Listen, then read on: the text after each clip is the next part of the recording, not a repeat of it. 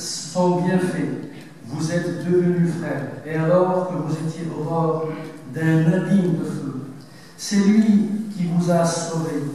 Ainsi Dieu vous montre ces signes, afin que vous soyez bien guidés. هذه الآيات كما تعلمون كلكم تحث على وحدة المسلمين والاعتصام بحبل الله وجمع الصف.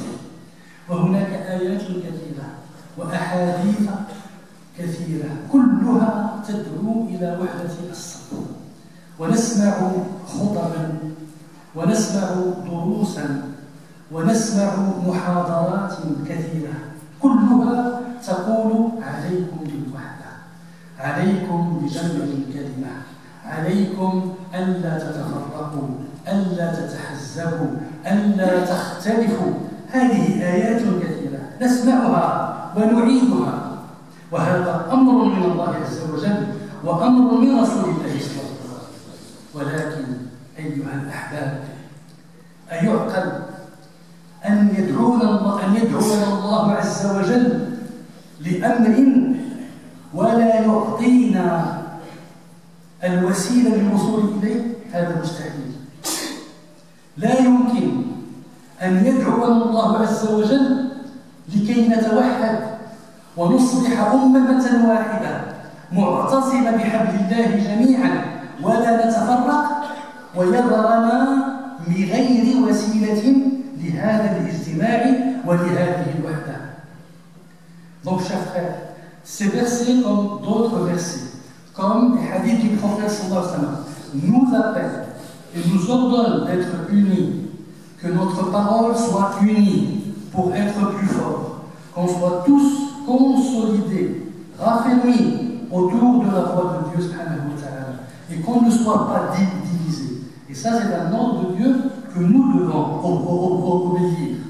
Le problème, chers frères, nous entendons, nous écoutons, nous assistons à plusieurs discours, à plusieurs conférences, à plusieurs prêches de Jumu'ah, dans lesquels tout le monde nous dit « vous devez être unis, vous devez vous réunir autour de Dieu, autour de la Ummah ».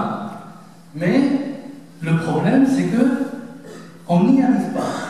Est-ce que vous croyez, chers frères, chères sœurs, que Dieu peut nous ordonner de faire quelque chose et il ne nous donne pas le moyen comment le faire? C'est impossible. Le problème, chers frères, c'est que nous écoutons les ordres de Dieu sans chercher dans le Coran et dans la Sunna quels sont les moyens pour les appliquer. فلا يمكن أن نصل إلى وحدة الأمة إلا بوسيلة أو وسائل منها، بل وأهمها الشورى المشورة، وهي من أساس الدين بل من واجباته، وهي غائبة في أمة الإسلام. لا نعرفها ولا نطبقها ولا لم نتعلم كيف نعيشها. لماذا؟ لأن بلداننا التي أتينا منها لا تعرف الشورى، بل هي بلدان قائمة على الاستبداد وعلى الحكم الذاتي، الحكم الاستبدادي الأناني فقط.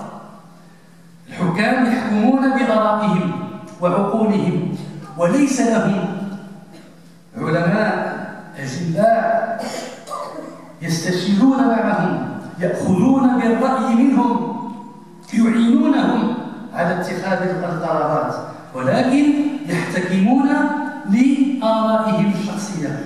فتربت في أمة الإسلام، تربى هذا في ثقافتنا، في ثقافة كل المسلمين. تربى المسلمون على الاستبداد بالرأي، تربى المسلمون على أن في الأسرة، في الحي، في الجمعية، في المسجد، في كل أمر يجتمع فيه المسلمون لا يتحاكمون إلى الشورى وإلى النصيحة، بل إذا تحاكموا بها لا يضبطونها ضبطا شرعيا قويما كما أمر الله سبحانه وتعالى. وكثيرا ما نجد ناسا يستبدون بآرائهم، وهذا من مصيبة الأمة، وهذا ما يمنع الأمة أن تتوحد.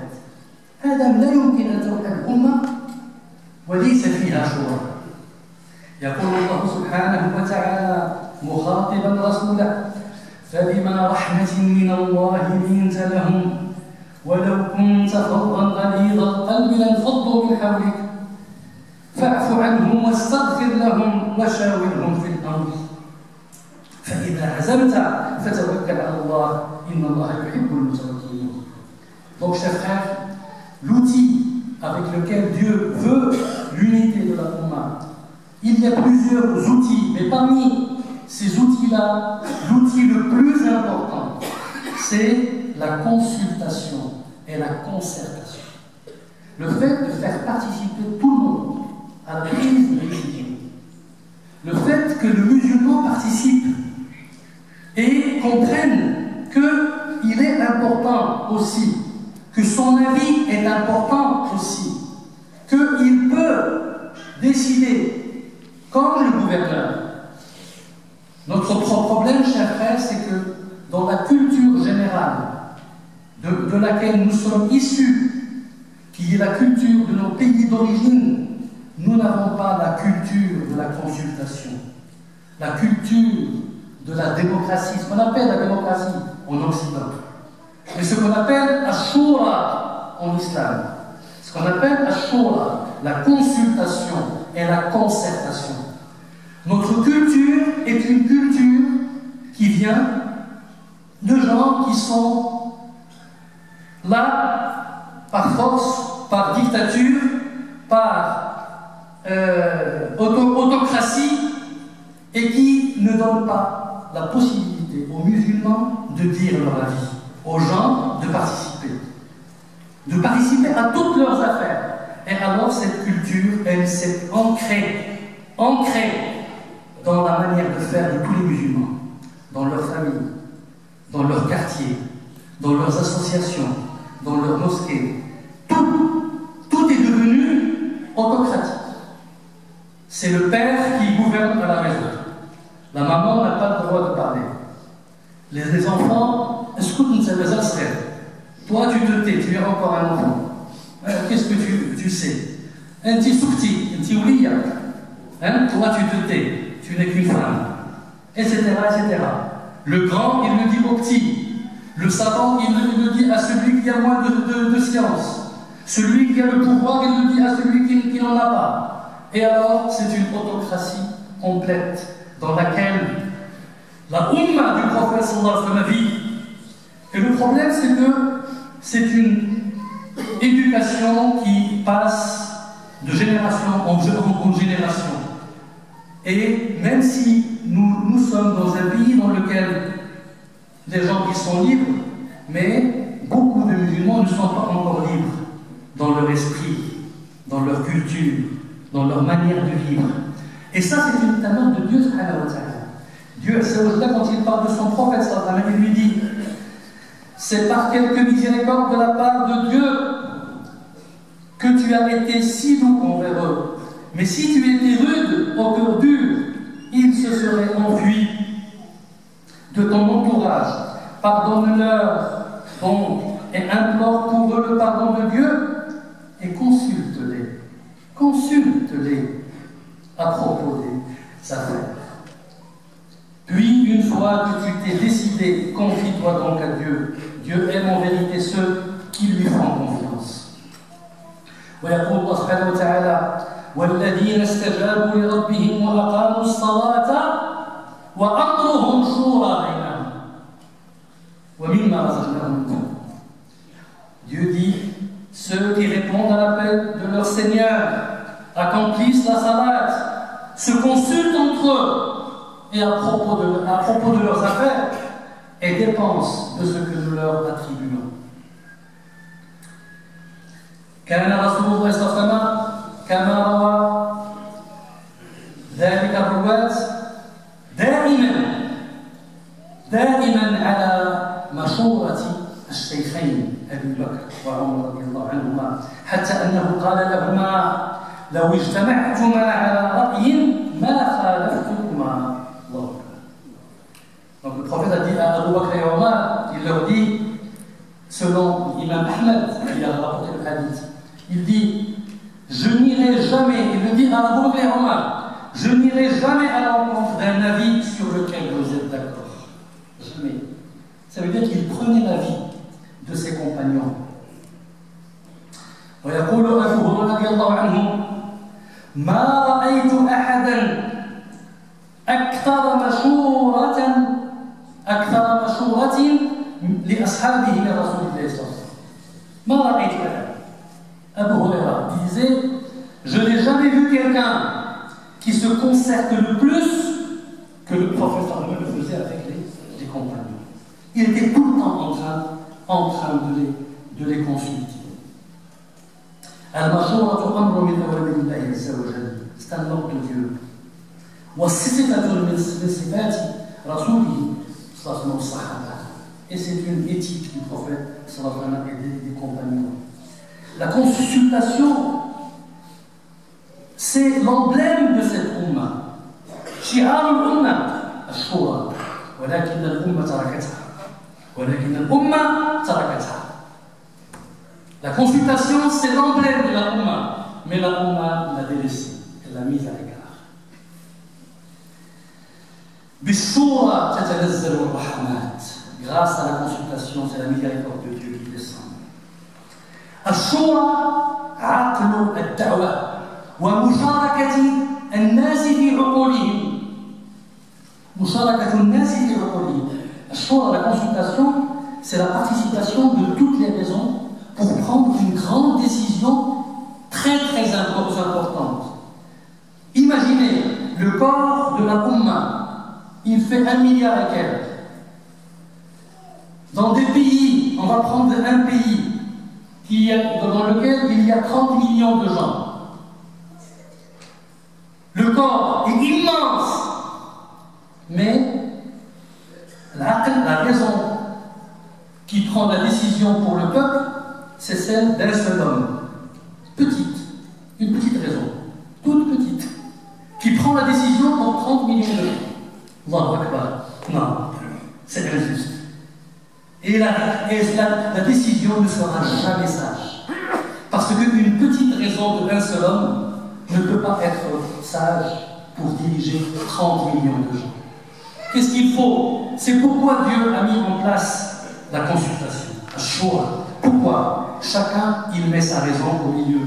Et toutes les raisons discutent et parlent et se consultent, se concertent. Et là, on a une grande raison qui sort, qui est à la taille du pays, à la taille de l'affaire. C'est proportionnel. Mais si on a 30 millions de gens avec une petite raison comme ça, c'est injuste. Et ça ne marche pas. Et c'est la raison pour laquelle ça marche. Parce qu'on a un grand corps avec un tout petit cerveau. Tout petit. لا حول ولا قوة إلا بالله. وما تشاور قوم إلا هداهم الله لأرشد أمورهم. لن يهلك قوم عن المشورة.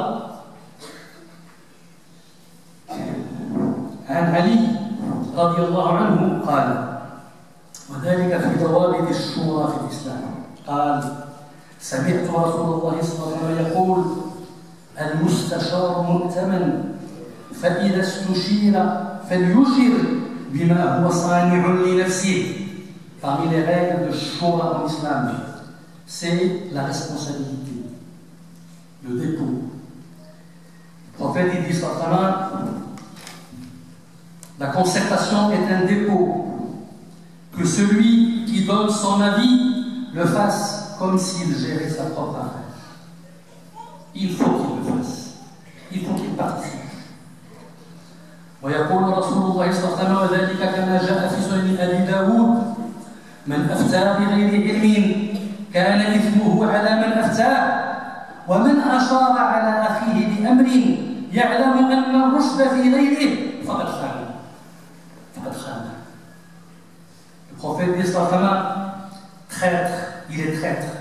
Celui qui donne à son frère un avis tout en sachant qu'il est contraire à la sagesse. Ça veut dire que parmi les conditions de participer à cette shura, à cette consultation, à cette concertation, on a dit la responsabilité et le dépôt, et on a dit la science. Il faut être au courant, il faut apprendre. Et les gens de science, bien sûr, c'est eux qui participent. et qui doivent donner leur avis. يقول عمر بن الخطاب رضي الله عنه شاور في أمرك من يخاف الله عز وجل. Omar disait consulte et concerte-toi avec les gens pieux qui craignent Dieu. La troisième condition, c'est la crainte de Dieu, c'est la piété. La personne qui doit être consultée et concertée doit être pieuse. Elle craint Dieu, subhanahu wa ta'ala. La ilaha illallah, Muhammad Rasulullah. وكذلك على المستشار أن يكون مستقلا بالرأي. Un istiqlaliyya, indépendant. Il faut qu'il soit indépendant. Il faut qu'il puisse dire d'une manière indépendante, qu'il ne parle pas sous pression. يقول رسول الله صلى الله عليه وسلم لا يقول أحدكم إمعة يقول أنا مع الناس إن أحسن الناس أحسنت وإن أساءوا أسأت. Le prophète dit sallallahu alayhi wa sallam, ne te comporte pas comme un mouton de panurge en disant je fais partie des gens, s'ils sont guidés je suis aussi guidé, et s'ils sont égarés je serai aussi égaré. Ça veut dire que tu n'es pas indépendant, tu ne réfléchis pas par toi-même, tu suis ce que les gens font, et ce comportement le prophète ne l'aime pas ça.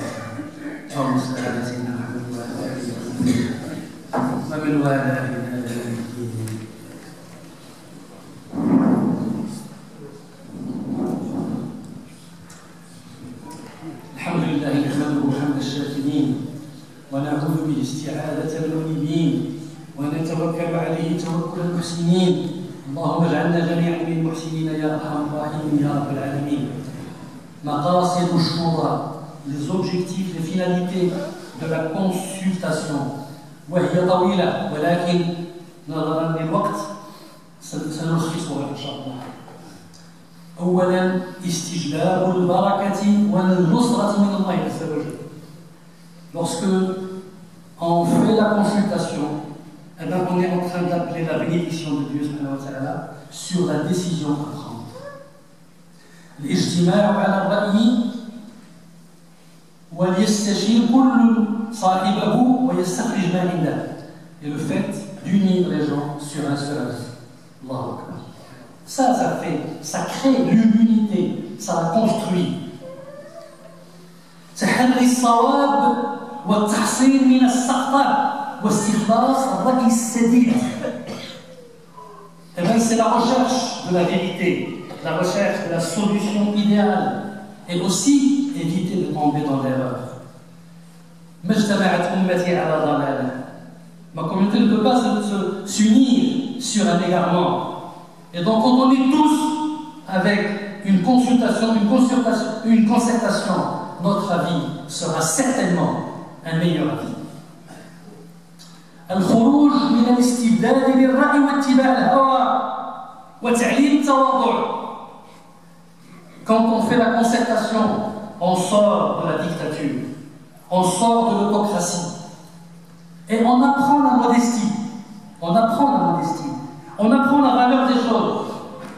Je sais que moi, je suis qu'un homme, même si, peut-être, comme était le prophète, il recevait la révélation, malgré ça, il a reçu l'ordre de faire la consultation. La concertation. Malgré ça. لماذا؟ لو شاء لقال هذا أمر الله فقط. Il aurait pu le dire, le prophète. Il aurait pu dire non, c'est l'ordre de Dieu. Mais il ne le dit pas. Et il prend la consultation des compagnons. C'est justement pour sortir de l'autocratie et pour apprendre aux musulmans la modestie. العدل وإعطاء كل ذي حق حقه. Grâce à la consultation, on établit la justice, l'équité, et chacun il prend son dû. Grâce à la consultation, c'est la liberté, on apprend aux gens la liberté de réfléchir. On encourage la raison de se développer et de trouver les solutions et que tout le monde participe. Voilà. تحمل التبعات السيئة وتعميم النتائج الحسنة. La consultation nous aide aussi à prendre notre part dans la prise de décision. Si elle est bonne, eh bien, alhamdulillah, les qualités vont être répandues sur tout le monde, les avantages. Et si elle est mauvaise, chacun prend ses responsabilités. Et il n'y aura pas de revendication. Ah non, mais c'est lui qui a fait. Non, c'est tout le monde qui a pris la décision. Et là, la responsabilité est partagée. Et c'est ça, le baraka. وكذلك الإشعار بكرامة المستشير وتشجيعه على المشاركة والتعاون. Quand tu consultes les gens, eh bien tu leur permets de ressentir leur dignité, leurs valeurs. Ils sont importants, ils sont comme toi. Tu es peut-être responsable, mais les autres aussi, ils ont leur avis à dire. Ils se sentent concernés. Et ils se sentent prêts à agir avec toi. Parce qu'ils sont consultés, ils sont concertés, ils ont donné leur avis. Donc ce sera leur avis. Ce ne sont pas des exécutants. Non. سيشاركون وتؤلف بالشورى قلوبهم وتشجعهم على العمل. Et les cœurs vont s'unir, Inch'Allah. Et l'action sera une action de groupe. C'est comme ça que l'unité de la Ummah peut se faire. Ce n'est pas juste des mots qu'on dit sur Manabir. Inch'Allah, peut-être une prochaine Jumu'ah, nous reviendrons sur. Parce qu'il reste énormément de choses à dire. Beaucoup de choses à dire. C'est une culture à apprendre. Dans la communauté, dans nos familles, dans nos quartiers, dans nos associations, dans nos mosquées, partout, il faut que cette culture de la participation, de la consultation, de la concertation, il faut qu'elle existe dans la communauté du prophète et qu'elle revienne, qu'elle reprenne surface comme elle était au temps de la prophétie. هناك ناس تصدقوا للمسجد بقيمة من المال ويسأل الله سبحانه وتعالى شفاء لأوليائهم ولذويهم فنسأل الله أن يتقبل منه صدقاتهم وأن يشفي مرضاهم وأن يشفي جميع مرضى المسلمين يا أرحم الراحمين يا رب العالمين ويرحم موتاهم.